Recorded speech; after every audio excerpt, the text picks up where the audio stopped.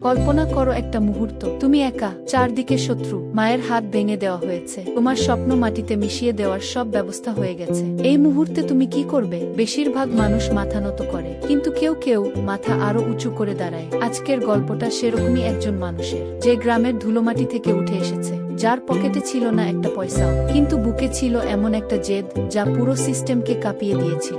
এটা শুধু একটা মুভির গল্প নয়, এটা আমাদের চারপাশের বাস্তবতার আয়না। চলো শুরু করি। চেন্নাই শহর বাইরে থেকে দেখলে চকচকে, কিন্তু ভেতরে ঢুকলে দেখবে এমন কিছু এলাকা যেখানে আলো পৌঁছায় না, যেখানে পানির জন্য প্রতিদিন সকালবেলা মারামারি হয়, যেখানে রাস্তার নাম শুনলে মানুষ হাসে, কারণ রাস্তা বলতে যা বোঝায় সেটা আর নেই।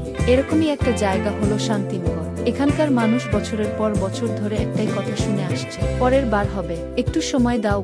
আর প্রতিবার এই কথা বলেন একই মানুষ, গোপাল শেট্টি, শান্তিনগরের কাউন্সিলর। শেট্টি আন্না নামেই সবাই চেনে তাকে। দেখতে সাধারণ, কথাবার্তায় বিনয়ী, কিন্তু এই বিনয়ের আড়ালে আছে এক নিখুঁত দুর্নীতির যন্ত্র। পানির ট্যাঙ্কার আসার কথা সপ্তাহে 4 বার, আসে 2 বার। রাস্তা বানানোর টাকা আসে সরকার থেকে, কিন্তু রাস্তা থাকে কাগজেই। ময়লা পরিষ্কারের বাজেট প্রতি বছর বাড়ে, কিন্তু ময়লা বাড়ে আরো বেশি। কেউ প্রশ্ন তোলে না, কারণ প্রশ্ন তুললে কি হয় সেটা সবাই জানে। এই শান্তিনগরেই একদিন এলো এক তরুণ, ব্যাগে কিছু বই, চোখে একটা স্বপ্ন, আর বুকে এমন একটা সাহস যেটা তখনও সে নিজে ঠিকমতো চেনে না। তার নাম বিজয় রাঘবান। বিজয় এসেছে তামিলনাড়ুর একটা ছোট্ট গ্রাম থেকে, কাছের শহর কাম্বান। তার মা একসময় ছিলেন একজন নির্বাচিত জনপ্রতিনিধি, সৎ, নির্ভীক, মানুষের জন্য লড়াকু। কিন্তু সততার মূল্য দিতে হয় এই দেশে। দুর্নীতিবাজদের সাথে আপোষ না করায় একদিন রাতে তার উপর হামলা হয়, আগুনে পুড়িয়ে মেরে ফেলার চেষ্টা। সেই রাতে মা বেঁচে গেলেন, কিন্তু শরীরের দগ্ধ ক্ষতচিহ্ন নিয়ে বেঁচে থাকা, সেটা কি আদৌ বেঁচে থাকা?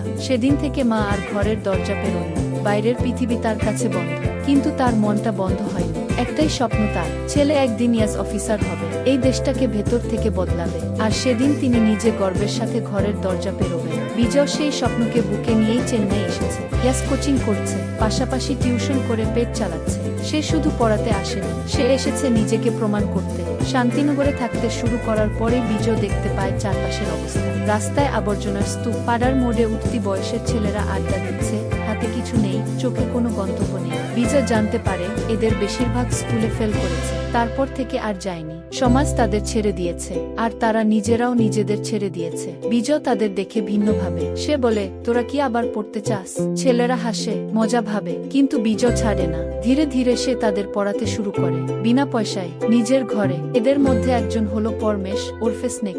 বাপ মাতাল, জীবনে কোনো আশা নেই, কিন্তু বিজয়ের কাছে আসতে আসতে সে বদলাতে থাকে। এর পাশাপাশি বিজয় দেখে পাড়ায় বড় সমস্যাগুলো। একদিন সে নিজে কোদাল নিয়ে আবর্জনার ডাব্বা সরাতে নামে। পাড়ার মানুষ অবাক, এ ছেলেটা কি চায়? বিজয় চায় শুধু একটা জিনিস, পরিবর্তন। কিন্তু পরিবর্তন মানে শুধু ঝাড়ু দেওয়া নয়, পরিবর্তন মানে সিস্টেমকে চ্যালেঞ্জ করা, আর সেটা করতে গেলে সংঘাত অনিবার্য।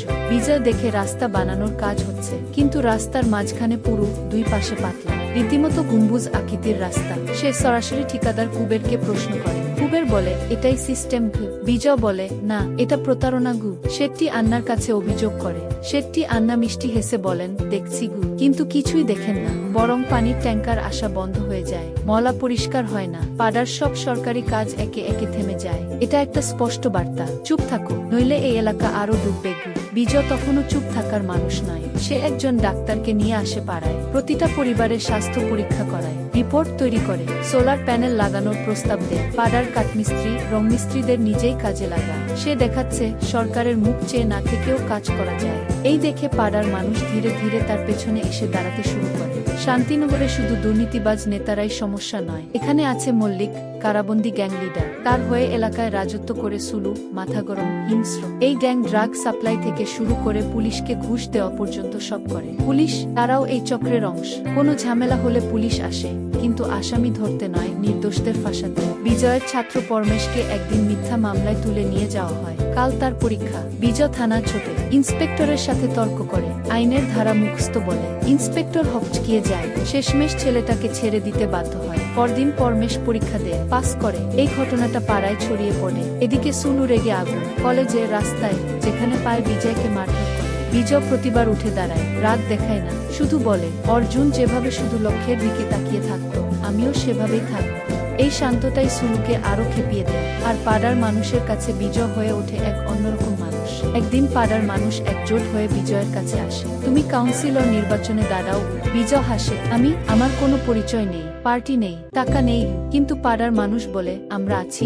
বিজয় রাজি হয়। এবার 3টে প্রতিযোগী মাঠে। প্রথম জন গোপাল শেট্টি, পুরনো কাউন্সিলর, সিস্টেমের ভেতরের মানুষ, টাকার থলে ভর্তি। দ্বিতীয় জন সুনীল কুমার, জনপ্রিয় অভিনেতা, প্রতিদিন টিভিতে মুখ দেখা যায়, মহিলা ভোটারদের প্রিয়। তৃতীয় জন বিজয় রাগবান, টিউশন মাস্টার, কোনো পরিচয় নেই। নির্বাচনের আগে শেট্টি ভোট কিনতে বের হয়। পুলিশ মাইকে ঘোষণা করে ভোট বিক্রি করা আইনি অপরাধ। বিজয় বের হয় পাড়ায় পাড়ায়। মাইক নেই, গাড়ি নেই, শুধু পায়ে হেঁটে মানুষের সাথে কথা বলে, সংখ্যা নিয়ে হিসাব দেয়া, পানির ট্যাঙ্কারে কত টাকা চুরি, বিদ্যুতের খুঁটি বদলানোর নামে কত লুট, মলার গাড়ির বাজেটে কত জালিয়াতি। মানুষ শুনছে, মাথা নাড়ছে, চোখে একটা নতুন আলো। ভোটের রাত, গণনা শুরু হয়। প্রথম রাউন্ড, শেট্টি ৭,২০১ ভোট, সুনীল কুমার ৬,৬৩১ ভোট, বিজয় ২,৫৬৬ ভোট। পাড়ার মানুষ মাথায় হাত দেয়, এত কম? কিন্তু গণনা শেষ হয়নি। দ্বিতীয় রাউন্ড, শেট্টি ১,০৩১, সুনীল ১,১৬০, বিজয় ৭,২৪১।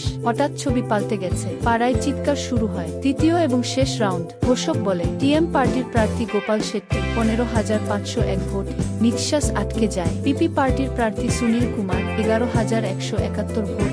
সবাই অপেক্ষায়। স্বতন্ত্র প্রার্থী বিজয় রাগবান ১৫,৫০৮ ভোট। শান্তিনগর থেমে যায় এক মুহূর্তের জন্য। তারপর বিস্ফোরণ, মাত্র ৭ ভোটের ব্যবধানে জয়। শেট্টি আন্না হিসাব মেলাতে পারছেন না, কারণ তিনি ভাবতেই পারেননি কোনো টাকাওয়ালা পার্টি ছাড়া একটা ছেলে জিততে পারে। কিন্তু এটাই সত্যি, কাউন্সিলর হয়েই বিজয় কাজে নামে। প্রথমেই ডাকে ঠিকাদারদের, সোজা কথায় বলে সরকার যত টাকা দেবে সেই টাকায় পুরো কাজ করতে হবে, কোনো কমিশন নেই। ঠিকাদাররা হাসে, স্যার এটাই সিস্টেম। বিজয় বলে এই সিস্টেম আজ থেকে বদলাচ্ছে। এরপর সে কর্পোরেশনে প্রস্তাব দেয়, প্রতিটা পরিবারকে সরাসরি মোবাইলে মেসেজ যাবে, কত টাকা ওয়ার্ডে এলো, কোথায় খরচ হলো, সব জানাবে। মেয়র সহ সব কাউন্সিলর হাসাহাসি করে, পাগল নাকি, আমরা কি দরজা খুলে সবার সামনে গোসল করব? বিজয় ছাড়ে না। 1 বছরের মধ্যে ওয়ার্ডে বেকার ছিল ৪,৩০০ জন, এখন মাত্র ১৮০। গত বছর দাঁতসে পাস করেছিল ১৫%, এবছর ড্রপ আউট 0, একজনও ফেল করেনি। পাড়ার ৯২১টি পরিবারের গড় আয় বেড়েছে ২০%। এই সংখ্যাগুলো সংসদীয় সভায় বিজয় যখন পড়ে শোনা, পুরো হলঘর নিস্তব্ধ হয়ে যায়। কিন্তু সিস্টেম কখনো এত সহজে হার মানে না। পদম প্রতাপ রাজ্যের সবচেয়ে শক্তিধর নেতা, তিনি বিজয়কে দলে টানতে চান। 3বার প্রস্তাব দেন, 3বারই বিজয় প্রত্যাখ্যান করে। তখন শুরু হয় আসল যুদ্ধ। বিজয়ের বিরুদ্ধে গুজব ছড়ানো হয়, গো থেকে পয়সা খাচ্ছে কি। বিরোধী দলের কাউন্সিলররা কর্পোরেশনে তার বিরুদ্ধে অভিযোগ আনে। স্লাম বোর্ডের সব প্রজেক্টের অনুমোদন আটকে দেওয়া হয়। তার ছাত্রদের মিথ্যা মামলায় গ্রেফতার করা হয়। তাকে রাস্তায় মারধর করা হয়, কলেজে, বাড়ির সামনে, যেখানে পায়ে মারা হয়। একবার তো গভীর রাতে তাকে রাস্তায় ছেড়ে দিয়ে যাওয়া হয় অর্ধমৃত অবস্থায়। তবুও পরদিন সে উঠে দাঁড়ায়। কিন্তু সবচেয়ে বড় আঘাতটা আসে অন্য দিক থেকে।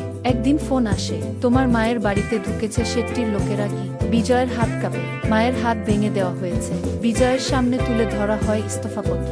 কি করার আছে, একা মানুষ, মায়ের কথা মাথায়, সে সই করে। পুরো পাড়া স্তব্ধ হয়ে যায়। ছেলে মেয়েরা কাঁদে, মহিলারা কাঁদে, মনে হয় গল্প শেষ।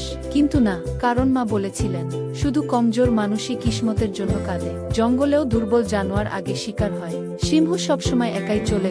বিজয় চুপচাপ বসে থাকে কিছুক্ষণ, তারপর উঠে দাঁড়ায়। কাউন্সিলরের পদ গেছে, ঠিক আছে, কিন্তু মলা নির্বাচন তো এখনো সামনে। এবার শুধু 1 সিট থেকে নয়, বিজয় 2 সিট থেকে মনোনয়নপত্র জমা দেয়। প্রতিপক্ষ হতভম্ব। মনোনয়নপত্র জমা দিতে যাওয়ার পথে বিজয়ের উপর ছুরি দিয়ে হামলা হয়। রক্তাক্ত অবস্থায় সে পৌঁছায় নির্বাচন কমিশনের অফিসে। ফর্ম জমা দেয়, হাসতে হাসতে বলে, আমি সরকারি কর্মকর্তার সাথে সেলফি তুলছি, এটা আমার নিরাপত্তার প্রমাণ।